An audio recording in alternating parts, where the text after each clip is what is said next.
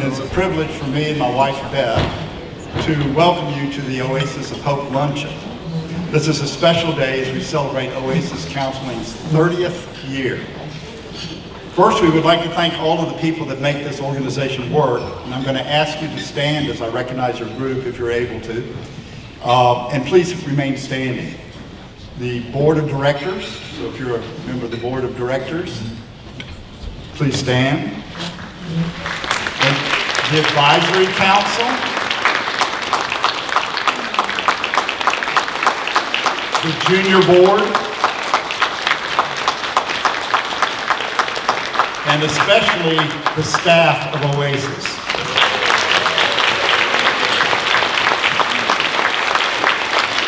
Thank you for all of you and what you do, and please be seated. We also want to extend a special welcome to the family of Oasis founder, the LaRussa family, sitting at tables 16 and 17, if I have those numbers right. Or is it 15 and 16? I can see you, but I can't see the number. I'm sorry. We're honored to have you with us today, and thank you all so much. Good morning. James and I know firsthand how important access to high-quality mental health services can be for families experiencing a mental health crisis. 9 years ago, one of our daughters experienced such a crisis that almost claimed her life. We were able to access a program for her that utilized a type of therapy called dialectical behavioral therapy, or DBT. Because of that DBT training, she is now stable and leading a happier and more productive life. Dialectical behavioral therapy is a therapy that teaches individuals how to handle intense emotions, reduces self-harm and suicidal behaviors, and improves interpersonal relationships. It's mostly used for people with borderline personality disorder, which is one of the most common, but also one of the most misunderstood and stigmatized of all mental health conditions. But it also has applications in many other mental health conditions. As advocates, we approached Oasis to ask if they would be interested in adding DBT to their offerings of affordable mental health care, and they enthusiastically agreed to do so. Now, establishing a DBT program is no small undertaking. It requires many hours of training and ongoing monitoring to be compliant with the DBT model. Oasis embraced this commitment and now has a robust program serving women and adolescent girls, the only DBT program in this community available on a sliding scale. Dialectical behavioral therapy is not by any means the only service that Oasis provides. At Oasis, women, couples, and families can find a welcoming and nurturing environment where a variety of services are available, regardless of their economic status. These include counseling for women of all ages, as well as for couples and families, play therapy for boys and girls ages 3 to 12 years, counseling for adolescent girls ages 13 to 18 years, therapy for trauma recovery, including EMDR and lifespan integration, as well as outreach and education. As a pediatrician, I've confidently been able to send patients to Oasis for years, knowing that they will receive excellent care and that it will be provided in a home-like environment where young families feel comfortable. What a great resource for our community. Once again, we want to thank you for being here today. We're so grateful for your support of Oasis. On your chair back, you'll find a note of appreciation reflecting the specific impact of your gifts. And now I'd like to introduce Kenneth Bird Jr., who's representing Protective Life.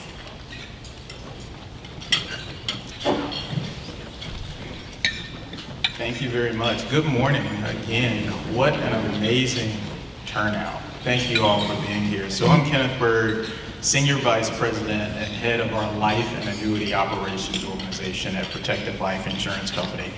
And it's an honor to stand before you here again today and have the opportunity to celebrate another wonderful year of the Oasis of Hope Luncheon. I'd like to begin by sincerely thanking our lead sponsors, so Barbette and Michael Patterson, Blue Cross and Blue Shield of Alabama, Harbor Management Corporation, and Protective Life Insurance Company. We also have a slideshow playing on either side of the stage here that'll play throughout the luncheon. It will highlight any other sponsors, and we certainly appreciate all of your ongoing support. The funding that you all provide the organization helps Oasis carry out its unwavering commitment to improving the quality of life of people within our local communities by providing exceptional, professional mental health care in a safe and nurturing environment. Also, I want to offer a special thank you to our Fund Development Committee. So Dr. Mia Cohen, Amy Jackson, Mary Johnson Butterworth, Marsha Morgan, and again, Barbette Patterson. Your hard work and dedication have certainly made today's event possible. I'd also like to acknowledge the Oasis Foundation, created by Ann Marusa and family, whose generosity maintains the warm, welcoming, and nurturing environment of the 3 beautiful houses where Oasis provides its services. At Oasis, our mission is very clear. We improve the quality of life for vulnerable women, children, and families by providing exceptional mental health care. Care that is professional, compassionate, and accessible to everyone. And mental health challenges affect individuals of every age and circumstance.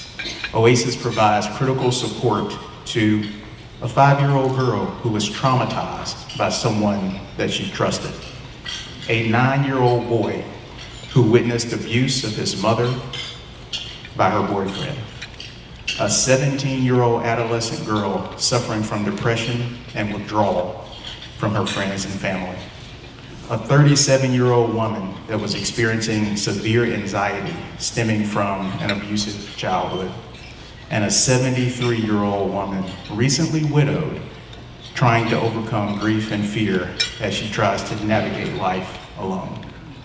These are just a few examples of the many lives that Oasis has helped to transform. Your generosity ensures that these individuals and countless others just like them receive the compassionate care that they need to heal and reclaim their lives. So thank you for making this possible. Your presence today really reaffirms our collective belief that mental health care matters and that everyone deserves an opportunity for hope and healing. Now it's my honor to introduce Reverend Huey Gardner, Rector of St. Mary's on the Highlands and longtime friend of the LaRussa family, who will offer today's invocation. Reverend Gardner. Thank you, Kenneth. As Kenneth said, I serve at St. Mary's on the Highlands. We are just about 2 blocks north of Oasis. Since the founding of St. Mary's on the Highlands in the late 1800s, the congregation has always had an interest in the care of women and children, and that continues today. We have a very successful GED program that goes on, and its success is because of the proximity of Oasis. We're able to team up with Oasis in ways that really open the doors for women with children to achieve their GED, and we just think that's a huge success. That kind of reaching is really based upon the Hebrew prophet Isaiah, who has reminded every generation that we're never alone, that God is on our side, and most importantly, God will always lift us up. And we think Oasis is certainly achieving that and doing that in the community, and we are so proud to be a partner with them. If you would join me in this prayer, so if you'll bow your heads, please. Almighty God, we offer a prayer of thanksgiving for Oasis, for the women and children who seek guidance, for the staff of Oasis who support these individuals. We fully understand that you are a God of hope and you are a God of restoration. You seek to restore all things that are broken and torn. We pray that those who seek and those who serve will always be aware of your divine mercy, your presence, and your ability to heal and to restore. Remind all of us at every moment of the day that we are never alone and that your gracious care for each and every one of us is present. May we all be encouraged every step of the way, give each of us a concern for those around us, and open our hearts to their needs. And at last, give us rest, give us renewal, and give us the hope that only you can bring. May we meet each other with a cheerful heart and a kind word, and may the fellowship we share now around these tables and know through the services of Oasis always reflect your glory. In your most holy name we offer these prayers. Amen.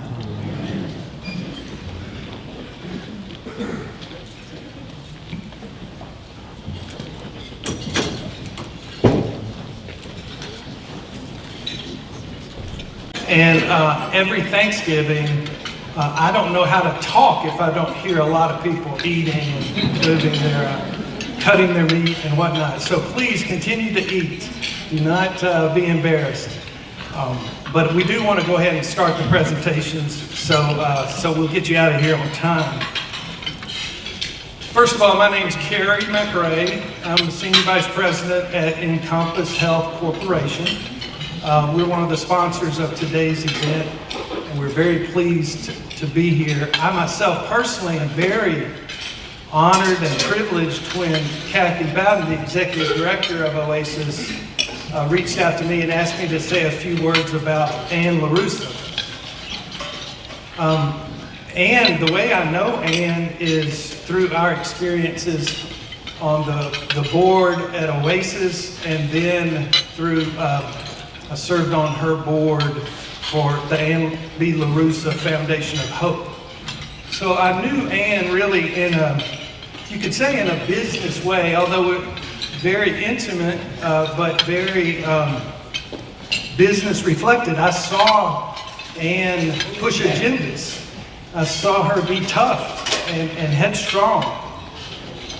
And when I got the call from Kathy about saying some words about remembering Ann, well, I knew right quick there's no way to do that in 1 or 2 minute speech. There's so much. So I thought, what is the one word that comes to my mind when I think about Ann LaRusso? And I thought, well, she's a benefactor of Oasis. She was the founder of Oasis. She was a trailblazer.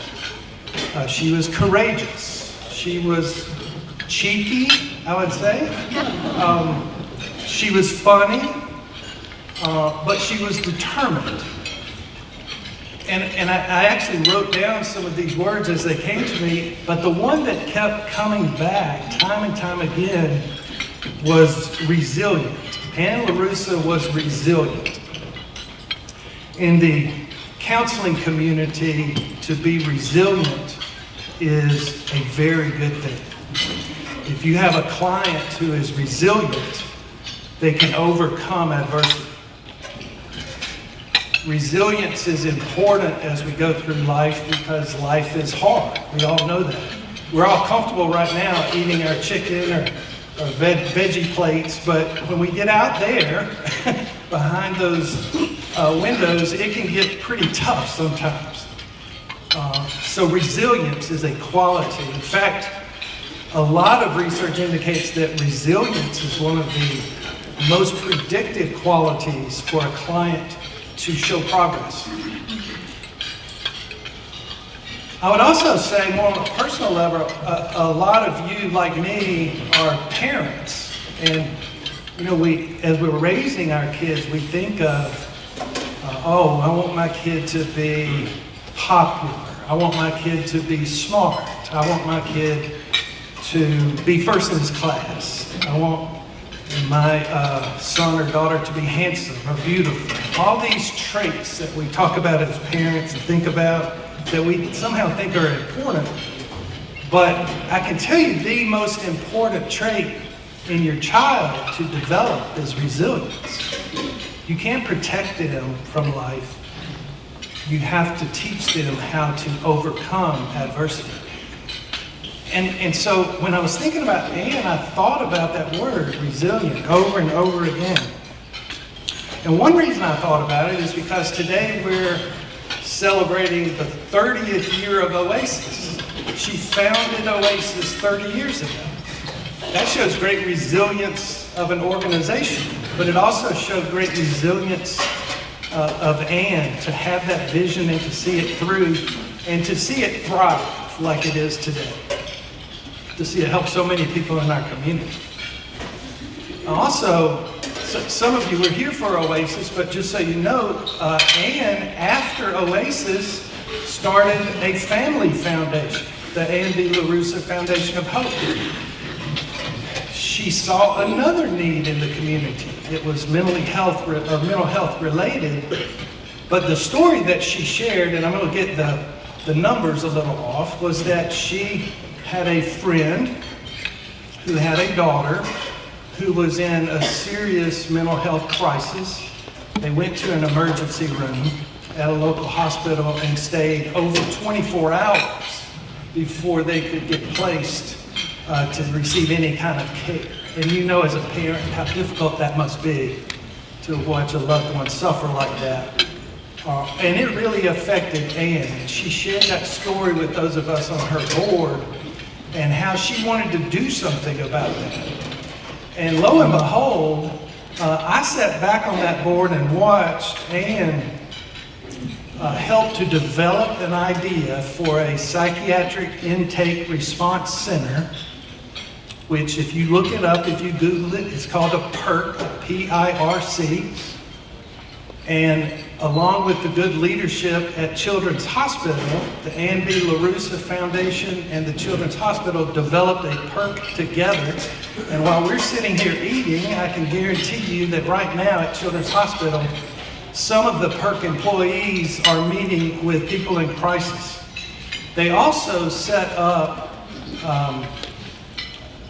a way to distribute education and connections for mental health services around the states, all 67 counties. So Ann, I guess the reason I feel that's so important to mention is that she was not done with Oasis. She was not done. She still saw a need, another need, a little different niche, and she addressed that. And that's, I think that's part of being resilient.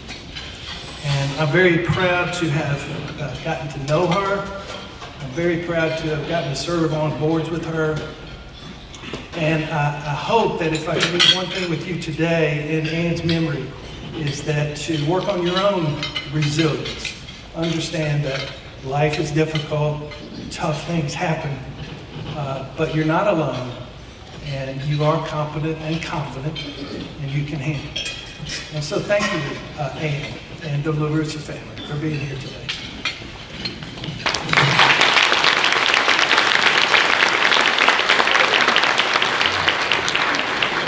All right, now we want to turn our attention to 6 honorees who have in their own way shown resilience and leadership. They've significantly and positively impacted our community. And we're going to show a short film of those 6 honorees now. So thank you, and continue to enjoy your meal, because I'm going to. My name is Mary Johnson Butterworth. I have been committed to Oasis almost since its inception 30 years ago. I want to commend Oasis and say what a boon it is to our community, because it offers wonderful, affordable, and timely care for desperate women and their children. All my adult life, I have suffered from debilitating episodes of clinical depression. And fortunately, I have been able to afford the treatment. But that's not true for a lot of women and children. And that's why there's Oasis and hope. And Oasis provides an amazing environment of warmth and comfort and safety and professionalism for these women and their children. And the most miraculous thing is that they do this if you call for an appointment, most of the time you can be seen within 10 days. And that is amazing.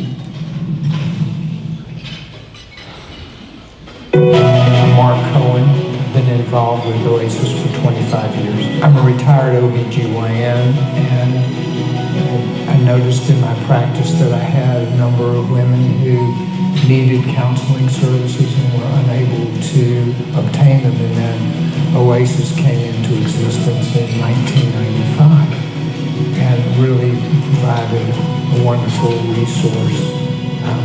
And so I thought, gosh, I should try and get on the board.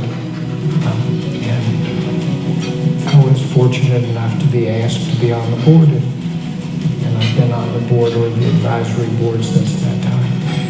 Ann LaRussa was so wise when she started Oasis and put it in an environment that's very much like your home. To have therapy services and counseling services provided in a home atmosphere is very relaxing. It makes it not quite the sterile environment that you have in an office building. So this is wonderful.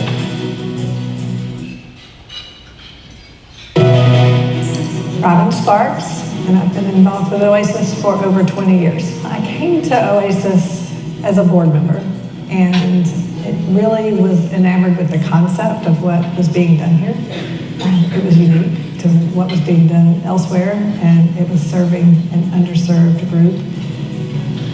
Since then, I've stayed involved because I've become involved in mental health in other areas, and it's serving an underserved group of people that I see the gap in services in my other involvements in mental health. The concept is different than anything else, and Ann LaRussa was a visionary ahead of her time as to what she was trying to accomplish here. It's really meaningful to know that you're really affecting people where they need it the most, and teaching people to take care of themselves, which is so vitally important.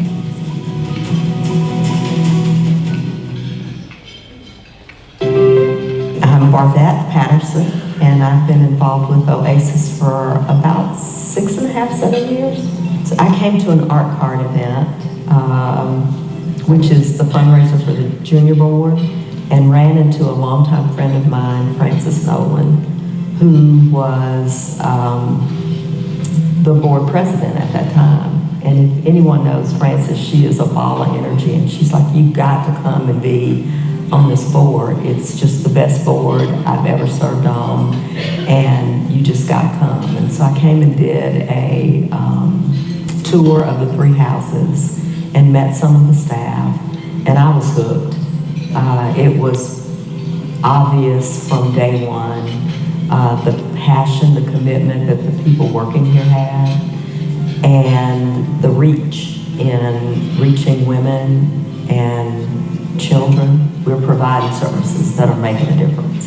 And it just kind of gives me chills to think about the difference. And there are very few things that we can do to make a difference. And so that's why I'm as passionate as I am. My name is Jim Sisson, and I've been with Oasis for 20 years now. I've also been interested in Oasis because of the way it operates. It's got a lot of leverage in the way it serves people. If you think about it, when Oasis serves an individual, they're also benefiting the rest of their family, their children, their spouses, and even their parents or friends. And that's a tremendous amount of benefit that ripples through the community. The reason Oasis is important to me is because it's very personal. It's my mother raised 3 children by herself, and she had help. She did a great job. She had friends around her. She had her church, and that was all helpful. But even as a child, I knew that she was struggling from time to time. And when I heard about Oasis and its vision and its mission to serve women and to help their mental health, it was clear to me that she would have benefited greatly from being able to access the services of Oasis.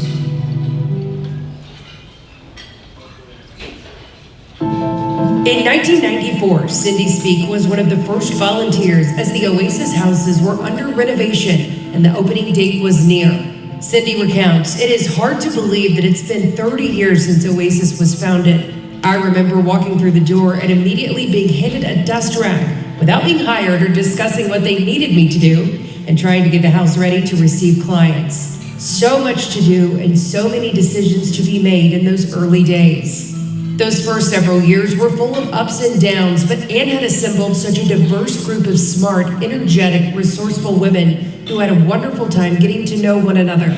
The weekly staff meetings were full of laughter, teasing, support for one another, and even some tears. Yet we all became a team with clients' needs always in mind. Without Ann's vision and total dedication, Oasis would have never come into being. Now it's grown extraordinarily. 3 houses with thresholds crossed by thousands of women and children who received the help and hope they so richly deserved. Ann will always be the heart and soul of Oasis, and I will forever cherish my years working with her.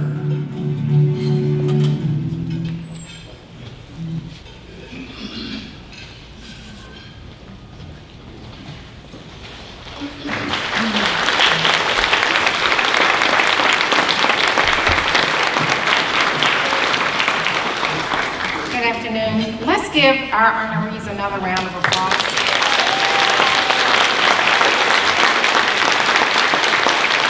And I would like to ask our nominees to make their way to the stage right now. So good afternoon, everyone. I am Marcia Morgan. By day, I have the honor of serving the Alabama Power Foundation, but by heart, I have the pleasure of serving as the board president for Oasis. And so it is now my great honor and pleasure to present the honorary awards to those 6 remarkable individuals who have continued to devote their time as well as their commitment to the Oasis mission. And so as I call your name, I would like to ask you to come to the stage to accept your award. And so our first honoree is Mary Johnson Butterworth.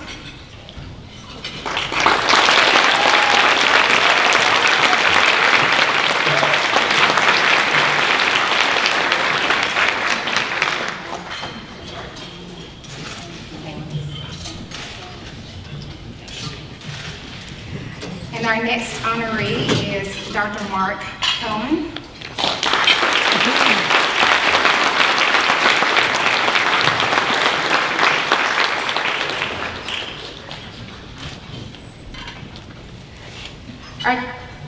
Our third honoree is Robin Sparks Davis.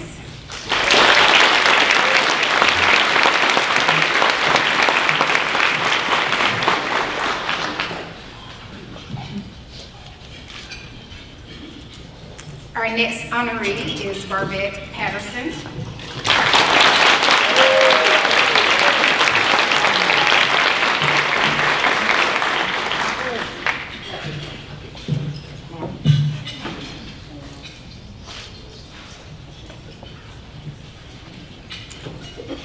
Next, it's our pleasure to honor James Sisson.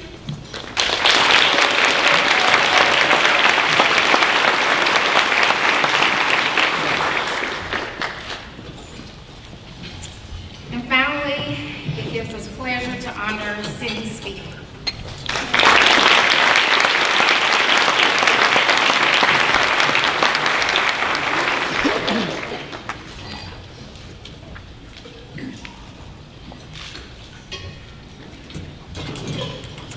So let's give another round of applause to all of our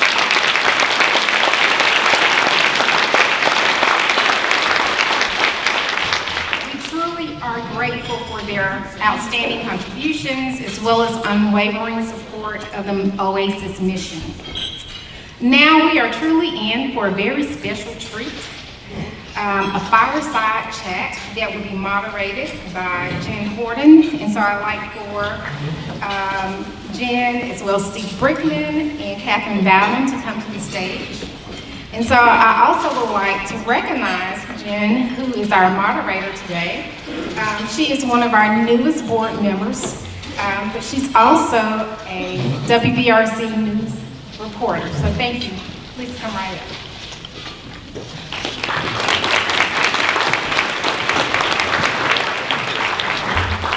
So good to be with you all today. And thank you for joining us for this fireside chat. To my left, I have Steve Rickman. He's on our advisory council, and he is a shareholder at Denton Cerrone. And of course, we have Catherine Dowden, who is the executive director of Oasis. And Steve, we'll start with you. Tell us a little bit about how you got involved with Oasis. Can y'all hear me?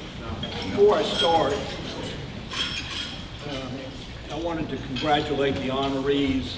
I'm a big fan of Hamilton, and there are two songs in Hamilton that really remind me of the work that each of y'all have done. One is My Shot. You had a shot at helping something get off the ground and make it such a great organization that we have a room full of people who believe in its mission. And you took advantage of that shot and you made it a better place for all of us. Plus, you were in the room when it happened. That song from Hamilton really reminds me of being there, wanting to be there, wanting to participate, and wanting to make a difference. And you were in the room when it happened, and I'm grateful to all of you, as I know Catherine and everyone else there is, for taking that shot and for being in the room when it happened and making Oasis the kind of organization it is today. My involvement really relates, I was sort of there at the beginning. I guess you could go back to the beginning of the Bible and read, you know, when God created heaven and earth. I was there at the beginning. I was 12 years old. I was a boy genius and practicing law at Cerrone at the time. I was doing some legal work in real estate field for Benny and for Jax, and which I continue to do. I mean, I'm very grateful for the opportunities in the legal sphere that they gave me. But I was sitting at my desk minding my business one day, and I got a call from Ann LaRussa. And this was back in 1993 or 1994. And it's probably the first call from a car that I ever received. You remember those big clunker phones? She was probably talking on one of those to me. And she said she had a vision that she wanted to start an organization. She wanted to make our community better because she saw a need in our community for counseling and therapy for underserved women and children. And there was not a place in the community like that. And she had this dream that God had planted in her head. And she wanted to take that dream and make that a reality. And so she asked me if I would help her organize Oasis and buy that first house and be part of growing the organization. And I was in the room, and I took my shot, and I realized what a great opportunity that was, that I could make a difference in other people's life, not through me, but through the leadership of Ann LaRussa, who was a special visionary, and as Carrie said, resilient woman, who, if you ever read Proverbs 31, you'll know that she's a Proverbs 31 woman. And go back and you read it, and you'll see what I'm talking about when I talk about Ann LaRussa. She had a special place in her heart for all of us. She had a special place in her heart for me, and I have a special place in my heart for her. And so from that call, that little call, she planted that seed, and there was a need to provide those services, and she provided it. And, you know, mine was, again, Ann was very religious. And I want to just certain things about Ann that remind me of other people who were very close to me in my life. And Ann believed that when there's a problem in front of you, that it's better to light a candle. It's better to light a candle than to curse the darkness. It's better to say, not get frustrated that you can't solve that problem, but light a candle and lead the path forward in order to solve that problem. And Ann was a candle lighter. She paved the path for us to have an Oasis. She also believed that we're obligated to do the possible, and that God would do the impossible. And she felt the burden, the need to do the possible, which was to start Oasis, because she had faith, and I know she and Benny were very faith-oriented, as is the entire family, but she had that belief that if she did the possible, that if she bought the house, hired the counselors, gave people opportunities around her, that God would do the impossible. And God has done miracles, as we can see in this room today. This is a miracle. This is a miracle. This didn't just happen, but it's a miracle because she did the possible and God did the impossible. And she also believed that things happen not in our time, but in God's time. That we have to wait, we have to be patient, and we have to gradually build an organization, just as Catherine has led that organization for many years. And so she took a kernel of an idea that God planted in her head and turned it into a miracle where we serve underserved women and children who need our help, who need our counseling. I know, in the last couple of years I experienced a loss and I needed counseling. I had the ability, I ached and I had a lot of pain, and I know a lot of people in this room may have experienced different things in their life when they ache and pain. I had the resources to be able to go to a counselor who helped me overcome those aches and pains, overcome the confusion, overcome the regrets, overcome whatever was not letting me be myself. And I had the resources to do that, but there are hundreds of thousands of people in this community who don't have the resources and who don't know where to turn. But through Ann's leadership and Ann's vision and God's help, we have an Oasis that provides those services to those people. So I feel privileged and honored and blessed by God to have been the recipient of that phone call and to have started in my small way my connection with Ann, my connection with Oasis, and the miracle that's Oasis today. So thank you very much.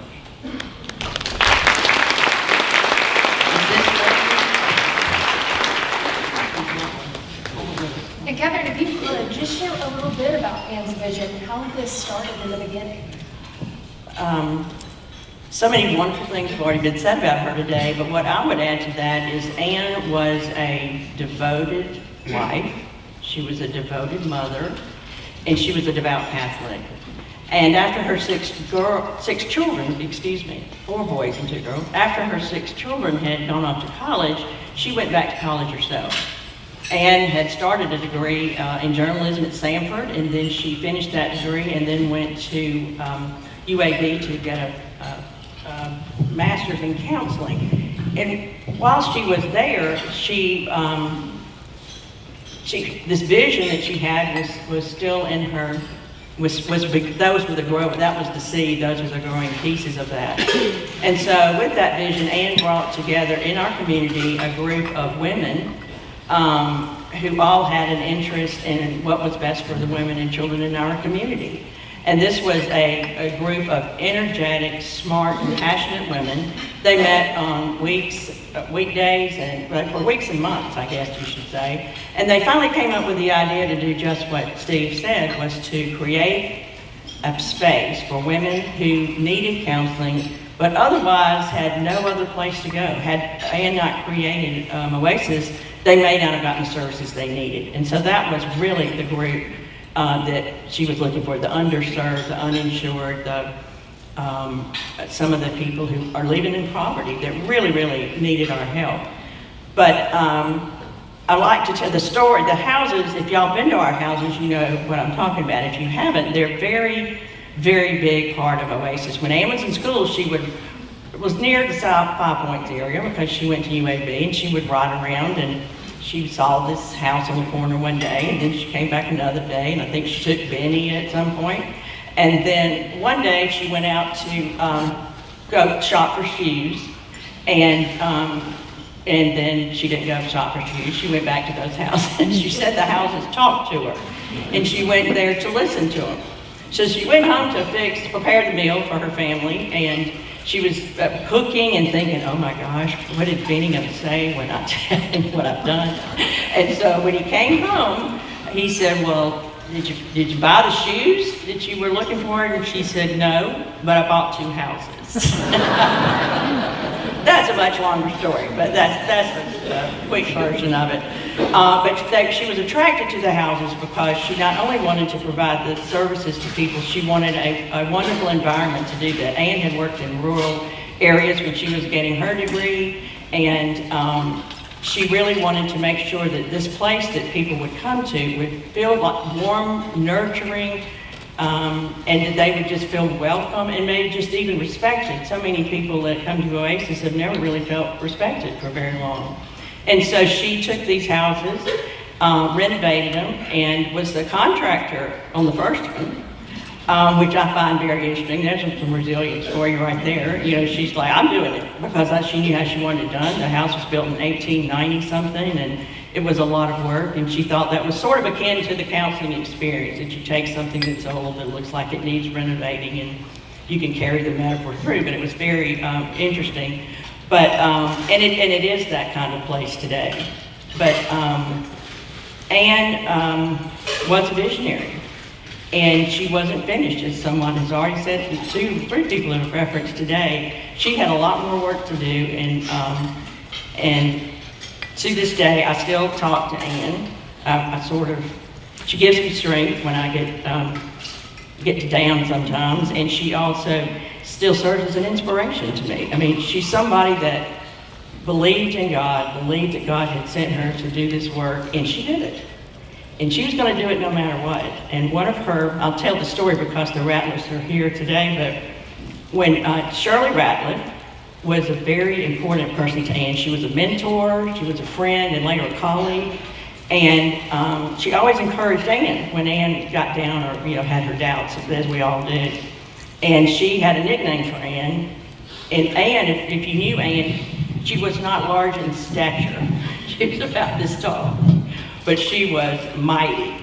And Shirley Ratliff gave her a nickname, and it was Bulldog, which is so funny to me always to think that precious Anne could be called Bulldog.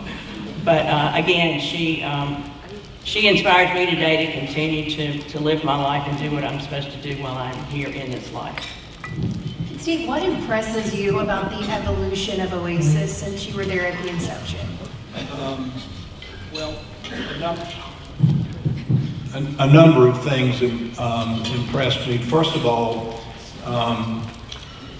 Oasis made our community a better place to live. We're a better community because of Anne LaRusso.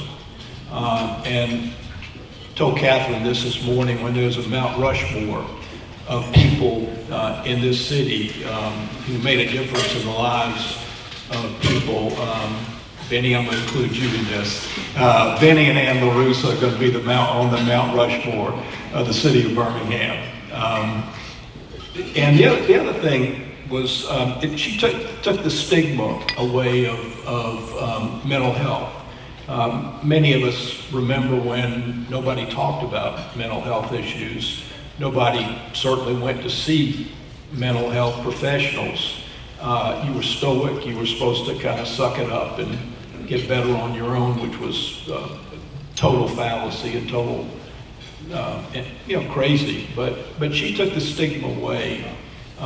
She opened up the opportunity for mental health care in a community that may have been more stoic than others about seeking mental help.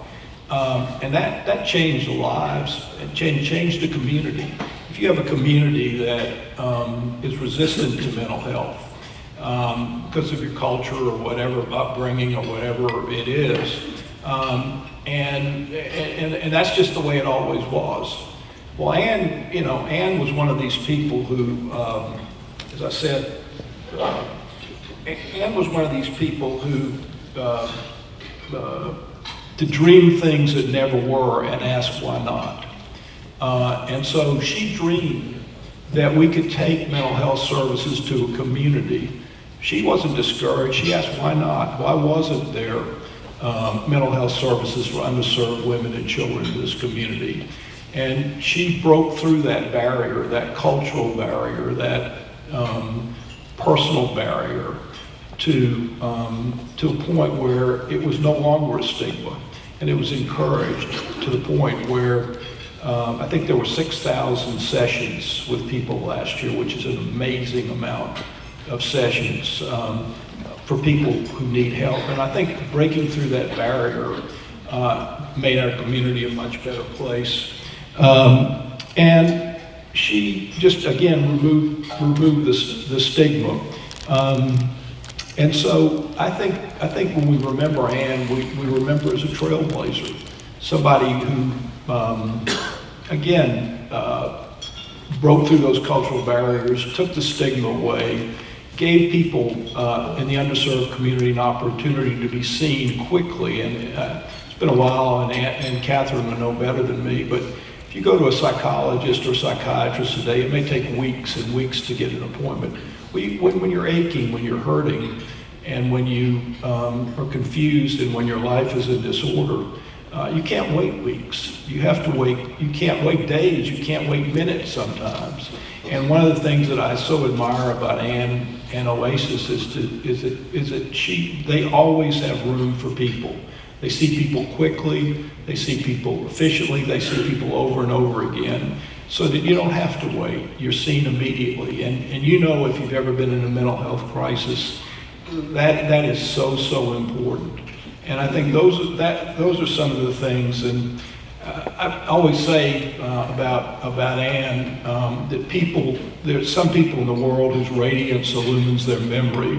When they're no longer in our midst, their light causes the darkest night to shine. They light the way for humanity. And and that's Anne LaRussa. She's in the room today. Her light is shining, in my opinion, over all of us. Her memory is with us, and she's lighting that candle and telling us and reminding us that to walk away, light a candle, take the thing behind you and say, you're making a difference for, in my case, a 37-year-old woman suffering severe anxiety due to abusive childhood. That's what we're doing by being here today. That's what we're doing by giving. We're making a difference in the life of this woman, a real woman. Many of we may know them, and we're making a difference in their lives. And so walk out here today thinking of being inspired by Anne, by lighting a candle instead of cursing the darkness, and trying to bless her memory by giving generously, if you can, to the extent you can, and trying to do something for other people, just like Anne did for other people. Have God plant that seed in you, and take that seed and do the possible, knowing that God will do the impossible. God is always behind us, and we're capable of doing anything that we put our mind to. We can't be deterred. I always used to make a speech that said, when you're a member of the Jewish people, there's no retirement age. And in Anne's case, there was never a retirement age when it came to Anne LaRussa. So we honor her memory, we bless her memory, we walk out of here wanting to do something in her memory that's constructive and positive and make this community a better place, just like she did for the thousands of women and children that she served. And we're in here today. We have busy lives, and we're often self-absorbed in the things that really, obviously matter to us and our family. But one of the great things about having a luncheon like this is it reminds us of what's really important in life, the blessings that we have to be able to sit at a table and eat food and converse with our friends and family, to honor people who've made a difference in their lives. And it really grounds us and roots us in the concept that we too can make a difference, that we're all put here by God to do good things and to make a difference in the lives of other people. And so leave here today remembering the legacy of Anne LaRussa. Light that candle and do something for other people that will make a difference in their lives. And I know you'll feel much better when you do. And that's one of the important things about the luncheon, because it grounds us, it roots us in the things that really make a difference in our lives and that are important in our lives. And Anne LaRussa was important in our life, and we're grateful, and I'm grateful that I had a small part to play in the founding of Oasis. Steve. And Catherine, we'll let you bring us home. Talk to us, we talked about the past, talk to us about how counseling and therapy's evolved over the last 30 years and where we're going. Okay, one thing I wanted to add to what Steve said was, and I want the audience to understand, because we're all affected by mental health. We all know somebody who's suffered at some point in time. And one of the things about Oasis is that a person only needs to pick up the phone and call. And the person that they will end up talking to is a trained therapist. So sometimes we feel like when somebody calls, they get just a little hint of therapy when they're talking to the intake counselor. We have a program where the person answering that phone has been trained to do so.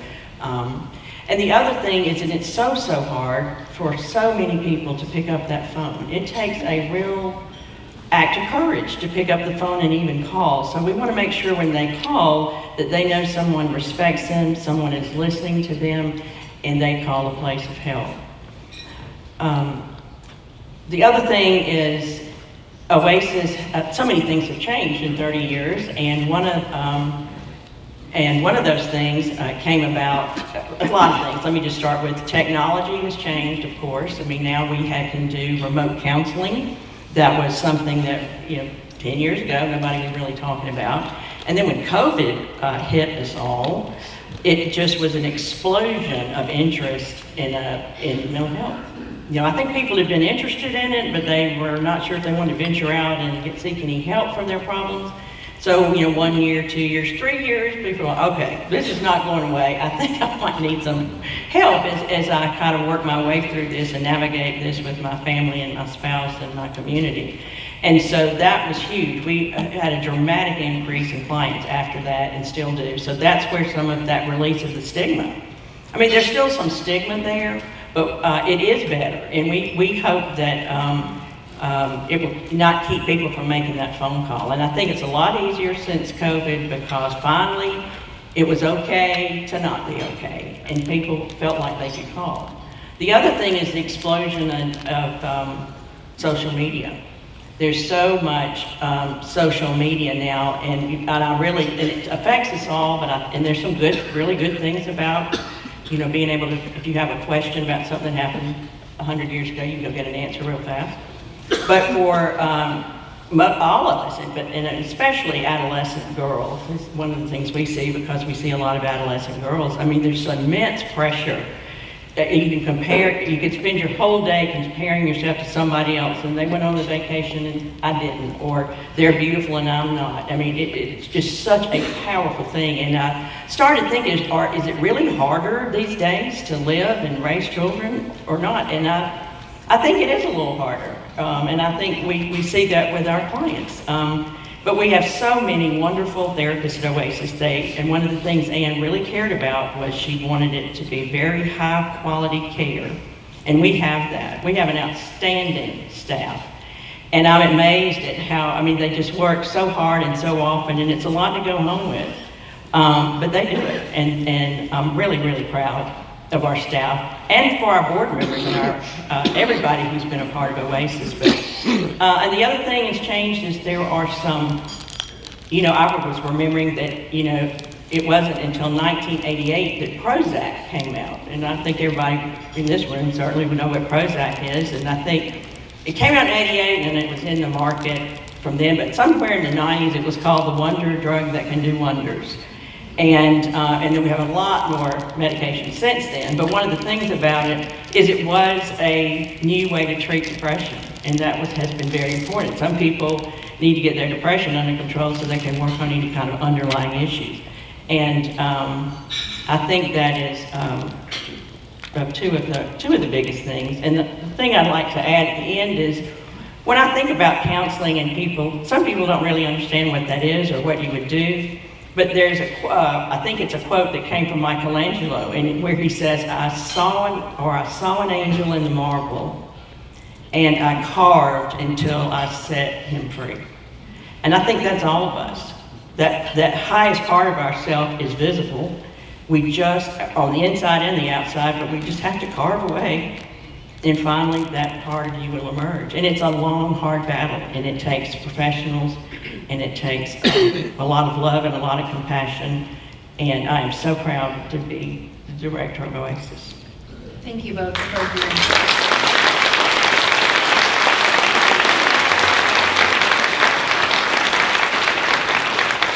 It is my introduce our next speaker, Dr. Josh Claypo. He is a psychologist here in Birmingham. He's a colleague and friend, and he's coming up to the podium now.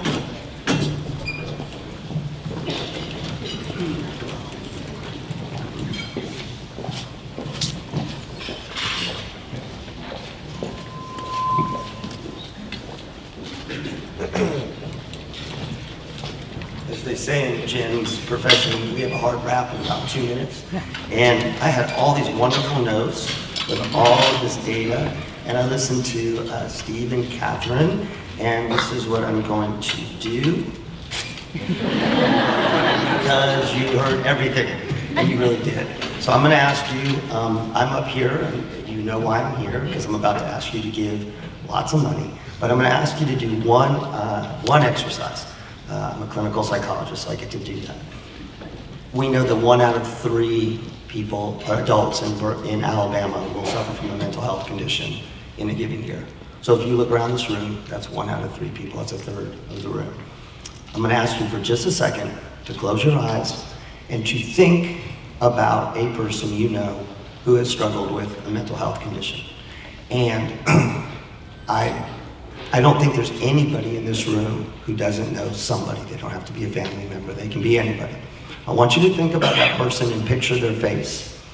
I want you to think about their eyes, if you look into those eyes. I want you to think about the way they talk. I want you to think about their body movements. And I want you to think about the pain that they're suffering. And I want you to just sit with that for a minute. We can talk about numbers all day long. We can talk about the wonderful, amazing work that Oasis does. But it's the picture that you have in your mind that keeps this organization going. And the picture that you have in your mind is what I want you to, what I want to drive home and have motivate you to give. Okay, open your eyes. There are envelopes on your table for you to make a pledge. There's a QR code that you can scan. I believe our junior board can walk around and take payments with a tap device. We make it so easy to do this. This is an amazing organization, and I will just drive home one piece of it. The level and quality of care that people get when they come to Oasis is the best. And that's hard to say about an organization in the community, given the amount of mental health challenges. The fact that you can be seen within 10 days, we'd love it to be less, but that's still absolutely at the finest. And so please consider that all of that is possible because of your support. Thank you very much, everybody.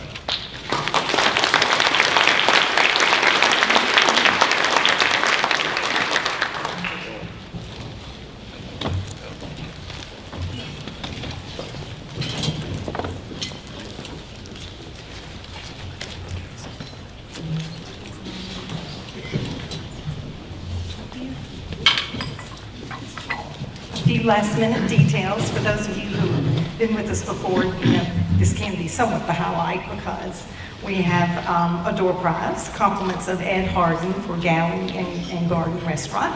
And so I'm getting ready to draw. And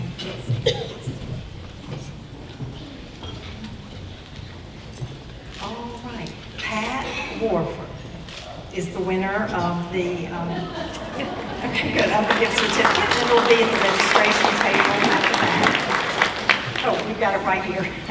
Also, at each table, there is one person that will go home with the floral arrangement. So if you look on the back of your program, there's a silver dot, and that means that you are the winner of your floral arrangement, and you get to enjoy that this spring.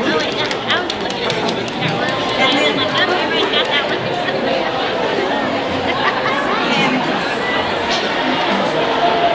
one last thing. We also found a necklace, and so if you lost your necklace, we do have And then I want to introduce Catherine Pittman-Smith. She is my replacement, and I'm Jerry Kyle. I think I forgot to say that. But Catherine is taking over my job. Tiring, but not really leaving. So it's not goodbye, it's just so long. And Oasis ain't great.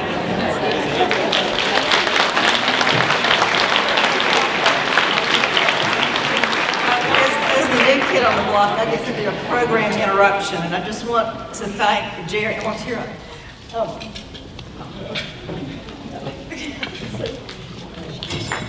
I think this is where I step in because we all want to be able to say a very special thank you and au revoir to Jerry Kyle, who has been the executive director, she's been the fund development director at Oasis for over 15 years. My name is Jennifer Bates. I've been working with Jerry for a long time, and it's just been a true honor. And I just wanted to say a few quick words. Oasis of Hope would not happen without Jerry. Y'all are all here enjoying this wonderful, wonderful experience, and you have been for the past many, many years because of Jerry, and we appreciate her. And so we really just want to say a special thank you. Jerry, and let you know a little bit about Jerry. Jerry is an advocate and a champion for women and children. She raises funds to ensure that women and children have access to the very best mental health care. She is an outstanding listener, patient, kind, and open to all ideas. And she gets a lot of crazy ones. She is a relationship builder. She connects people to mental health services, and she connects Alabama to Oasis. She is a tireless learner. She's always researching, analyzing data, compiling statistics to support the work of Oasis therapists. She is a writer, artist, and creator, developing compelling grant proposals that help Oasis continue to fulfill its mission. She's a wise woman, sharing advice on all manner of topics. She is Oasis of Hope. This luncheon happens every year because of Jerry. She is the work colleague that everyone wants to have. She is the tremendous support for the Oasis team, and they respect her and love her. Jerry is a great friend. She is so much fun to talk to. If you haven't had a chance, come see her afterwards and hang out with, and she loves parties. Jerry is a mom. She is devoted to and doting on her daughter, Janie, and her son, Joe. She is a soon-to-be grandmother, as her son, Joe, and his wife, Daria, are welcoming their first baby in August. She's a wife, and we are very thankful to Bob for supporting her and giving her to us by day. Jerry is utterly selfless, the most selfless person that I know. But it's now time for her to focus on herself as she moves into her retirement. Jerry is the woman we all aspire to be. We are all better off for knowing her. And I know that I speak for everyone here in saying that we are grateful to have had the opportunity to bask in her radiance. So I'm trying to learn French. So for now, we're not actually going to say au revoir to her. We're going to say à bientôt. We will see you soon, our dear sweet friend Jerry.